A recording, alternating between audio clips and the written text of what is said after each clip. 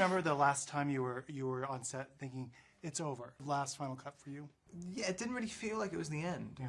Because I think both times we said it was a wrap, there was still talk of doing reshoots, and we did do reshoots both times. I mean, I did reshoots in, I think, this year. So there was no ceremonial end to it for you, actually? Not really. There was some people had one. Yeah. Like there was a proper wrap in Vancouver for a lot of people. I wasn't shooting that night. I missed it. When I first interviewed you for the first one, you kind of knew there was a lot of people who were interested in this movie. There was a lot of fans. Did you expect it to be this huge? Looking back now? No, not at all. I mean, and especially to keep this level of intensity on the 5th movie, it's crazy. Yeah. And it seems like the audience has stayed exactly the same kind of ratio of young to old as well. They haven't got older or anything. It's so crazy. And they still have the same reaction as well. Well, this last one's great. I mean, it just goes out with a bang. No, definitely. You know? And it's suddenly, it's strange for a final movie in a series to suddenly introduce all these new characters and everything.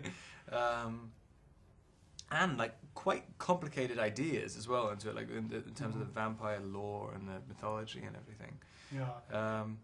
So yeah, I'm curious how people interpret it. And then finally, Bella, you get to see her as the vampire. She looks more like Kristen as a vampire. I mean, that in a positive way. I don't know. Do you know what I mean? She's they glamorized her or something. Yeah.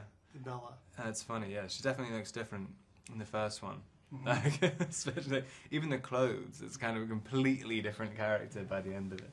Do you still have the fans chasing you on your other set? Is it still happening quite a bit? Yeah. Which is, it's still very strange.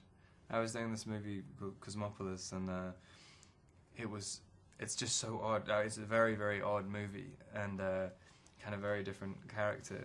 And then to see that, you can see this crowd waiting at the side of the set, waiting for, I don't know, like you know, signing Twilight pictures and stuff, and they're sort of watching, expecting Edward, and just thoroughly disappointed. Rob also says he's keeping busy post-Twilight. He tells me he plans to join Carey Mulligan in a movie called Hold On To Me.